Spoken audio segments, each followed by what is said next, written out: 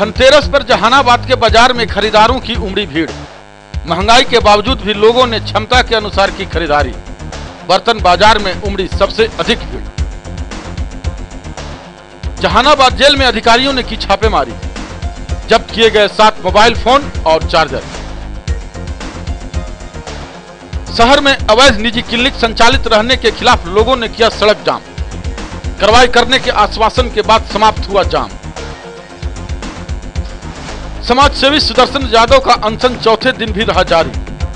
भ्रष्टाचार के खिलाफ समरणालय के समक्ष किया जा रहा है अनशन। सीएम नीतीश कुमार का किया गया पुतला दहन। और सदर अस्पताल में अब चर्म और हृदय रोग का भी होगा इलाज।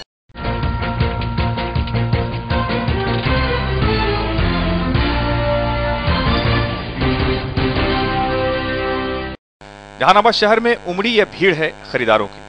धनतेरस के मौके पर शहर के बाजारों में भारी भीड़ उमड़ी। बाजार के प्राय सभी दुकानों में खरीदारों की भीड़ उमड़ी थी। भीड़ को देखकर ऐसा लगा मानो महंगाई है ही नहीं। हालांकि दुकानों में सामानों की कीमत में उछाल था। बावजूद इसके लोगों ने धनतेरस पर जमकर खरीदारी की। सोने चांदी के सिक्के, आभूषण और सबसे अधिक बर्तन की दुकानों में भीड़ लगी। धनतेरस पर बर्तन या जेवर खरीदने का पुराना रिवाज है। इस कारण लोगों ने अपनी अपनी क्षमता के अनुसार आभूषण और बर्तन की खरीदारी की।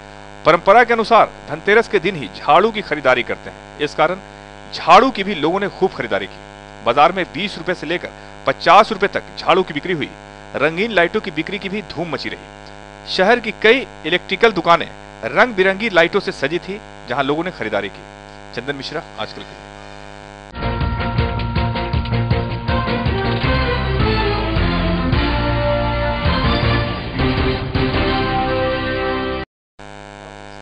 जहानाबाद शहर में अवैध रूप से चल रहे क्लिनिकों के खिलाफ लोगों ने रोड जाम किया।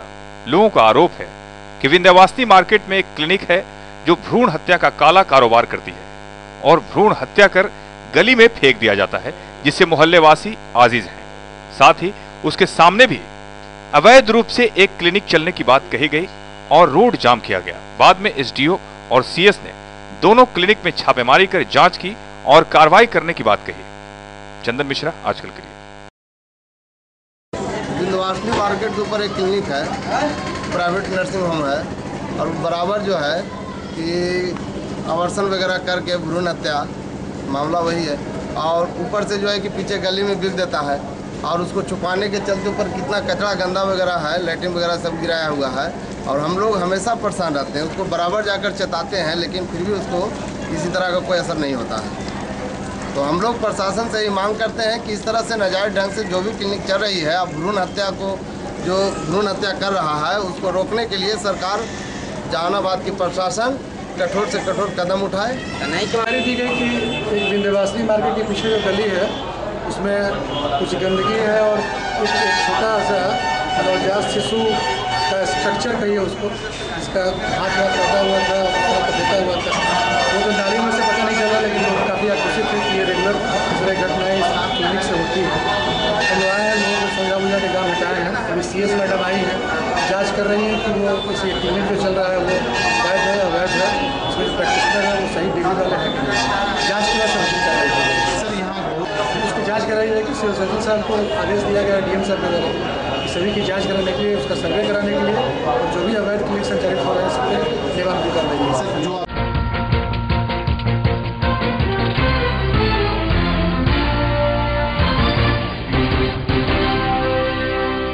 एसडीओ और एसडीपीओ के नेतृत्व में जहानाबाद के मंडल कारा में छापेमारी की गई। छापेमारी में 7 मोबाइल, 7 चार्जर, 2 ईयरफोन बरामद किया गया। छापेमारी 3 बजे सुबह से 7 बजे की गई। पूरे जेल की सघन जांच की गई। अधिकारियों ने जेल में जाकर सभी वार्ड और सेल की तलाशी ली। एसडीओ के अनुसार रूटीन वर्क के तहत जहानाबाद जेल में छापेमारी की गई। करीब 4 घंटे तक छापेमारी की गई। चंदन मिश्रा, आजकल के लिए। डीएम साहब और एसपी साहब का निर्देश हुआ था कि रूटीन वर्क है जेल में छापेमारी। डीएम साहब और एसपी साहब के निर्देश पे कल हमने और एएसपी साहब के नेतृत्व में काफ़ी हम लोग गए थे, फोर्स के साथ हम लोगों ने छापेमारी किया। जेल में जो कुल 7 पुरुष बंदी वार्ड हैं, वो सबकी हम लोगों ने गहन तलाशी की है। उसमें हम लोगों को 7 मोबाइल फ़ोन्स, 7 मोबाइल चार्जर, एक USB कनेक्टर टाइप एक चीज़ है वो, और 2 ईयरफोन हम लोगों ने बरामद किए हैं। छापेमारी करीब 4 घंटे के आसपास, 3.5 से 4 घंटे के आसपास चली। निश्चित तौर पे मोबाइल मिलने का तो अर्थ ये है कि जेल से कहीं ना कहीं लोग बातचीत करते होंगे लोग। ये अलग बात है कि जो मोबाइल्स मिले हैं उसमें सिम नहीं थे, तो हम लोग वेरीफाई करेंगे। हम लोग रिपोर्ट कर दिया है डीएम साहब, एसपी साहब को, आगे की कार्रवाई होगी।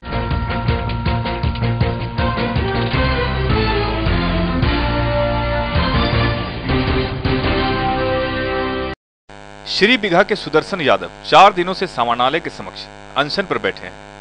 कोई भी अधिकारी सूद लेने के लिए नहीं पहुंचे। इसके विरोध में मुख्यमंत्री नीतीश कुमार का पुतला दहन किया गया। कारगिल चौक के समीप पुतला दहन करने के बाद अनशनकारी के समर्थन में आए लोगों ने कहा कि वर्तमान सरकार सिर्फ जनता को ठगने का काम कर रही है। चंदन मिश्रा, आजकल के लिए। ये नीतीश सरकार की पुतला दहन की गई है, क्योंकि नीतीश सरकार भ्रष्टाचार के खिलाफ पूरे बिहार में 28 तारीख से 1 दिसंबर तक ये पूरे भ्रष्टाचार उन्मूलन सतर्कता दिवस मनाया जा रहा था, लेकिन आज 28 तारीख से ही अनशन पर बैठे हुए हैं। अब तक कोई पदाधिकारी और न कोई चिकित्सक आए हैं। इससे नाराज होकर नागरिकों ने और ग्रामीणों ने और अनशनकारी के समर्थन में ये पुतला दहन किए।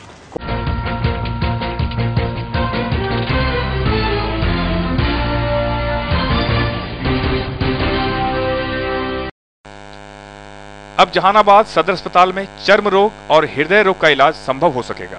इसके लिए यहां पूरी व्यवस्था की गई है। इसका उद्घाटन सीएस शोभा सिन्हा ने किया और कहा कि अब चर्म रोगी और हृदय रोगियों को सदर अस्पताल में इलाज की सुविधा मिलेगी। चंदन मिश्रा, आजकल के लिए।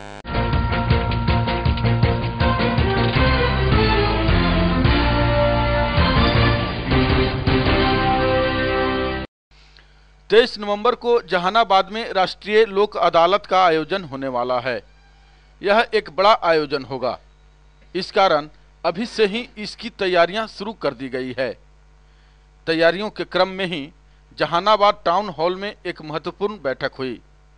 इस बैठक में जहानाबाद के जिला एवं सत्र न्यायाधीश अजय कुमार श्रीवास्तव, डीएम मोहम्मद सुहेल, एसपी साइली धुरत, अरवल के डीएसपी के अलावा जहानाबाद और अरवल जिले के लगभग सभी सरपंच उपस्थित थे। टाउन हॉल में जुटी महिला और पुरुषों की यह भीड़ सरपंचों की है। राष्ट्रीय लोक अदालत को लेकर आए इन लोगों ने जिला जज और डीएम की बातों को गौर से सुना। मंच का संचालन किया विधिक सहायता केंद्र के सदस्य संतोष श्रीवास्तव ने। बैठक में सरपंचों को सुझाव दिया गया कि वे अपने अपने पंचायत के सुलह योग्य मामलों को दोनों पक्षों को लेकर राष्ट्रीय लोक अदालत में लाएं, ताकि उसका निष्पादन किया जा सके। चंदन मिश्रा, आजकल जहानाबाद। आपको लगे कि ये सारे मामले आपसी मेल जोल से समाप्त हो सकते हैं, उनको नोटिस कर लें, बुला कर उनसे वार्ता कर लें और वार्ता करके आवाज तैयार कर लें और 23 तारीख को उस मामलों का निष्पादन आप लोक अदालत के माध्यम से करा लिया जाए। आप लोग क्या जितने मामले होंगे उतने मामलों का अगर हम निष्पादन करा लेंगे तो आपकी सफलता होगी। और सरपंच भगवान का सबसे छोटा रूप है और आप अगर न्याय नहीं करेंगे तो आपके प्रति भगवान भी न्याय करने का इच्छा है। इसलिए मेरा आपसे अनुरोध होगा कि आप न्याय करेंगे और मिलजुल के बातचीत करके 18-19 करके प्रणाली के आधारशिला के रूप में आप वो काम करते हैं। न्यायालय कितने भी मुकदमे होते हैं उसकी शुरुआत देहातों से ही होती है। शहरों में भी जो घटनाएं होती हैं उसकी जड़ देहातों में ही पाई जाती है। और जो क्षेत्राधिकार आपको दिया गया है उस क्षेत्राधिकार के तहत आप सभी लोग न्याय संबंधी कार्य करते हैं और उसमें आपकी पहली जिम्मेदारी बनती है समझौते के माध्यम मामले को निपटाना।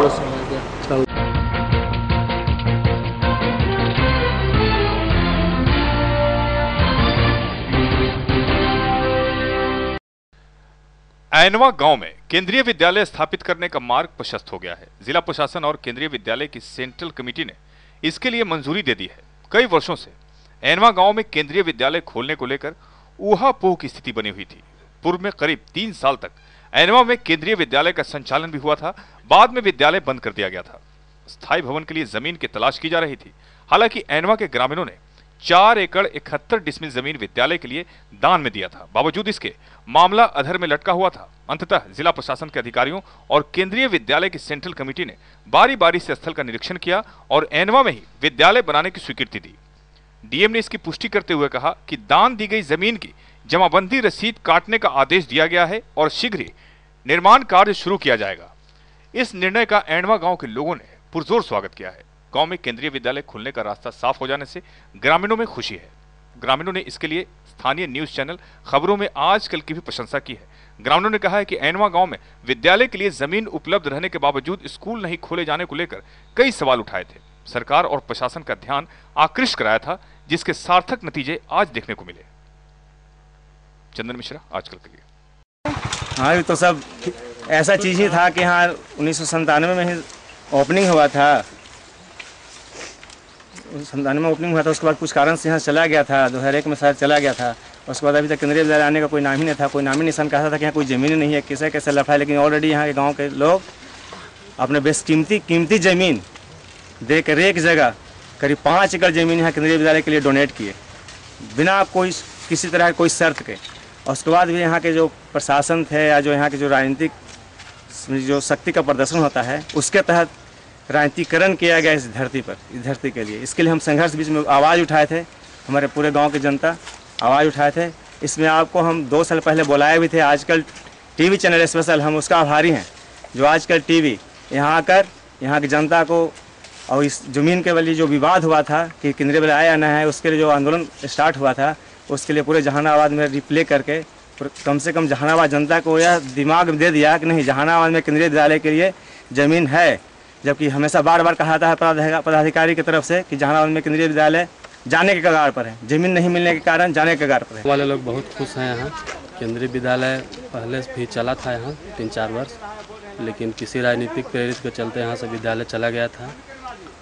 और चले जाने के बाद बहुत कोशिश किए गांव के लोग। कोशिश में आजकल न्यूज़ में भी आया कि ज़मीन अवेलेबल है, लेकिन विद्यालय नहीं बन पा रहा है। हमारे जिला पदाधिकारी महोदय के सौजन्य से फिर इस विद्यालय पर पहल किया गया है। बहुत हमारे गांव में खुशी है कि विद्यालय बन जाए। हम लोग पूरा ज़मीन जो भी है 5 एकड़ के लमसम सारे ज़मीन दान में दिए हैं। ऐनवा में ज़मीन 4 एकड़ 71 डिसमिल दी गई है, डुमुहा पंचायत में है। और वो सेंट्रल की टीम आई थी, उन्होंने ज़मीन देख लिया है और ज़मीन देख करके उन्होंने सहमति दे दी है। जिला प्रशासन की ओर से 2 पदाधिकारी DCLR और कार्यपालक अभियंता भवन निर्माण प्रमंडल को नामित किया गया था। और टीम ने ज़मीन इंस्पेक्शन करने के बाद हमसे पुनः मुलाकात करके कहा कि हाँ ज़मीन हमको स्वीकार्य है और उसकी रसीद भी तत्काल काट दी जाएगी, जमाबंदी, और उसके बाद उस पर निर्माण कार्य जल्द ही शुरू करेंगे।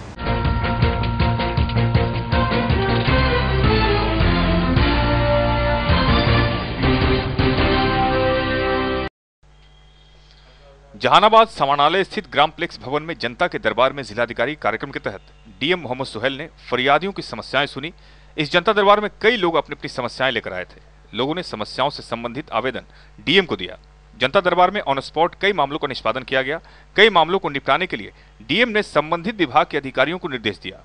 इस जनता दरबार में एक मामला आया रत्नी प्रखंड के चिकसौरा गाँव का। इस गाँव के ग्रामीणों ने डीलर के द्वारा राशन का वितरण करने में गड़बड़ी करने का आरोप लगाया।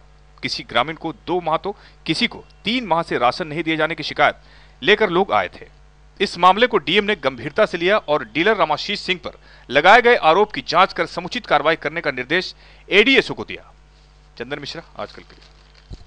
आए थे सर डीएम ऑफिस में, समझे कि नहीं, डीएम साहब पास में आए थे हम लोग कंप्लेन करने के लिए। सर हम लोग का 3 महीना से राशन नहीं मिला है सर, समझे कि नहीं। हमारा पत्नी मरा, उसमें भी राशन नहीं मिला, समझे कि नहीं। बोले एमओ के पास गए तो एमओ साहब बोले कि आपको जहाँ जाना है जहाँ जाए, समझे कि नहीं। इसलिए हम वहाँ से आए जनता दरबार में से, समझे कि नहीं। रामासी जी कहते हैं कि जो करना है से कर लीजिए, डीएम साहब एमओ साहब कहते हैं कि जहाँ जाइए जाए जो करना है से कर लीजिए। तो हम लोग जनता दरबार में आए थे, डीएम साहब के पास राशन नहीं दे रहे थे डीलर, इसके संबंध में ग्राम रतनी फरीदपुर ब्लॉक के ग्राम पंचायत रतनी चिकसौरा गांव के रामा सीसी डीलर क्या कहते हैं, जहां मन है जहां आप जाइए, राशन हम नहीं देंगे, क्या करने। तब हमने रेमो साहब के पास गए, रेमो साहब ने आकर 4-10 वो के बंटवा दिए, अपना नाम साइन उन करवा लिए, आदमी से साइन करवा कर अब वो चले गए। अब एक पन्ना पर हमने सबसे साइन करवा लिए, लिखवा कर चले गए।